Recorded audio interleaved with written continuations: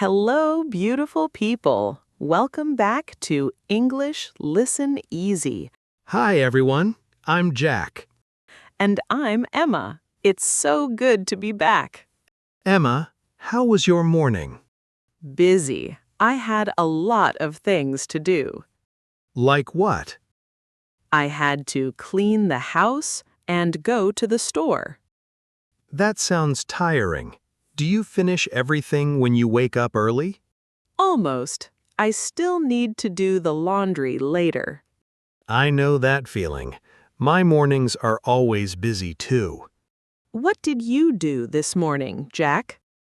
I had to walk my neighbor's dog. She's away this week. That's kind of you. Do you like dogs? I do, but this dog is very fast. I could barely keep up. That sounds like good exercise, but now I'm here and I'm happy. Good. So, are you ready for today's topic? Yes, tell everyone what it is. Today, we talk about must and have to. Oh, this is a good topic. People always ask about this. Right. Both words talk about things we need to do. For example, I have to clean my house every week. Right. You could also say, I must clean my house. Are they the same? Almost the same, but not exactly. Tell me more. We use have to for normal rules or things outside us. Like a job rule? Yes. For example, I have to wear a uniform at work. That makes sense. It's a rule from your job, not from you. Exactly. Now, must is a little different. We use must when we feel something is important ourselves. Can you give an example? Sure. I must call my mom today. I feel it, not a rule. I understand. It's like a personal feeling, not a written rule. Right. Have to often comes with a real rule written somewhere. Like a sign or a job policy? Exactly. Must is more about how you feel inside your heart. Oh, I understand now. It comes from inside you. Exactly. Have to comes from outside. Must comes from inside. That's a helpful way to remember it. In everyday talk, people use have to much more often. Really? Why is that? Must can sound a little strong or formal. So it's safer to use have to? Yes, in normal conversation, have to is more common. Good to know. I'll remember that. Let's talk about the negative forms too. Okay, go ahead. Don't have to means something is not required. Can you give an example? You don't have to come to the party if you're tired. I understand. It's not required. Right. But must not is very different. How is it different? Must not means it's forbidden. You cannot do it. Oh, that's important to know. For example, you must not park here. That means it's not allowed at all. Right. If you do it, you might get a fine or big trouble. That's a strong warning then. It is, so we always need to notice signs like that. This is so useful. I never really understood this before. Neither did I, to be honest, when I was learning. Really? You didn't understand it either? No, I mixed them up all the time. Tell us a story about that. Okay. So one time I was in a parking lot. I saw a sign that said, "You must not park here." And what did you do? I thought it said, "You don't have to park here." Oh no, Jack. I parked my car right there. I felt so confident. What happened next? A police officer came and gave me a big fine. That's a very expensive mistake. It was. I felt terrible. I had to pay a lot of money. How much did you have to pay? A lot. It was almost $50 for that one mistake. That's a hard way to learn grammar. It really is, but I never forget that sign now. Did you understand your mistake after that? Yes, I went home and studied the grammar again. Good. Sometimes we learn best from mistakes. That's so true. I never forgot that rule again. I have a funny story too, actually. Please tell us. At my old job, we had to wear name tags every day. Okay, that sounds normal. Was the name tag comfortable? Not really. It was heavy and it fell off sometimes. That doesn't sound fun. It wasn't. One day, I forgot mine completely. Did she say anything? She said, "You must wear your name tag. It's the rule." Did you get in trouble? A little. She wasn't happy with me that day. Did she ever forget her name tag too? Yes, one time, and I reminded her about the rule too. That's fair. Rules are rules for everyone.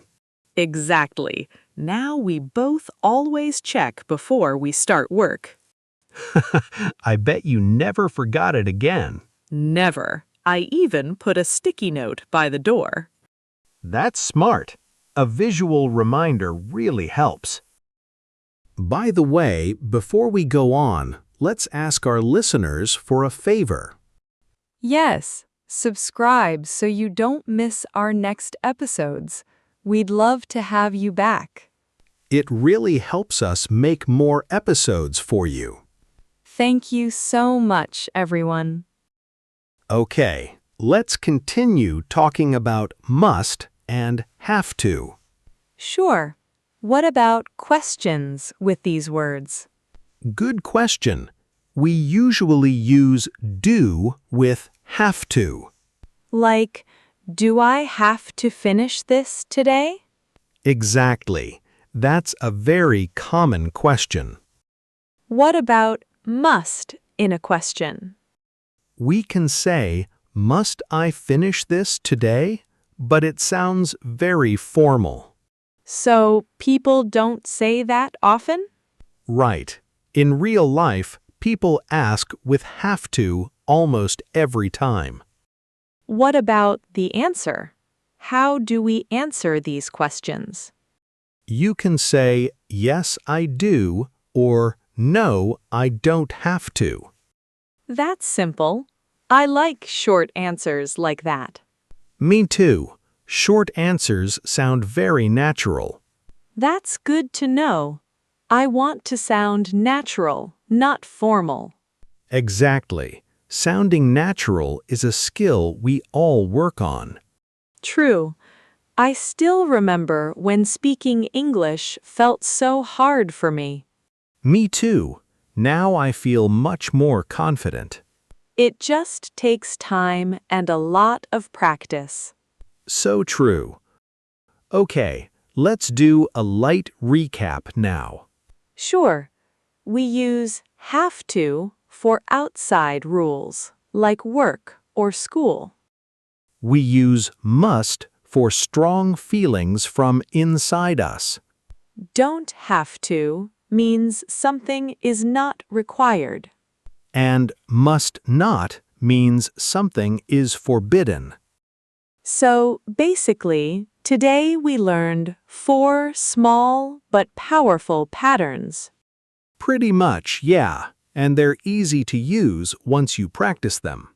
True, I feel much more confident about this topic now. Me too. Grammar always feels easier after we talk about it together. Now let's give a quick tip to our listeners. Go ahead, Emma. When you're not sure, just use have to. It's the safe choice. That's such a good tip.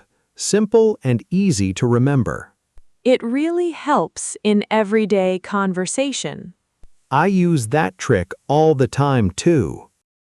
Now, let's talk about our word of the episode. Yes, I have a word for today. Tell me. It's not always necessary to use must in daily talk. Wait, what does the word necessary mean exactly? Necessary means something you really need to do. Can you give a simple example?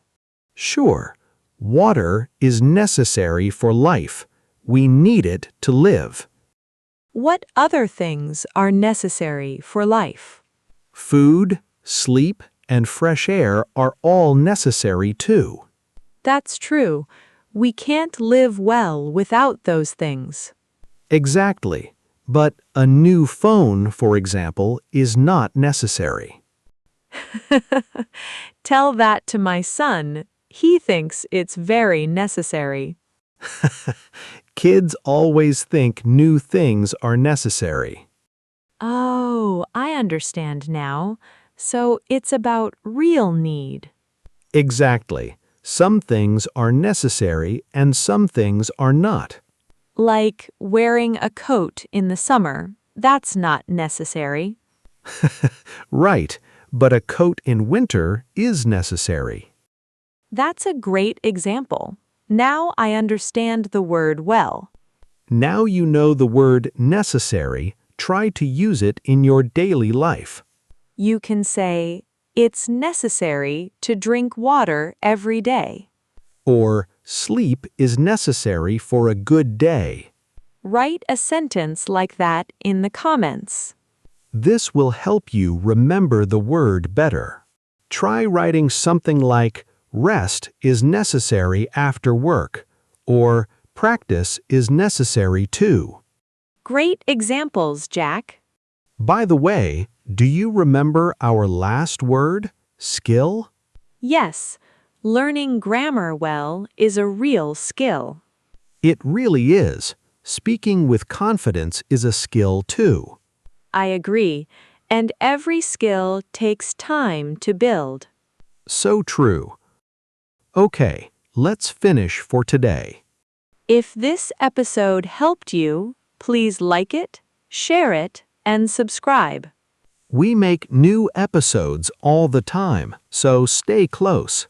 Please leave a comment and tell us what is necessary in your daily life. We really want to know. Thank you for listening, everyone. Bye for now, listeners. See you next time. Bye, everyone. Take care.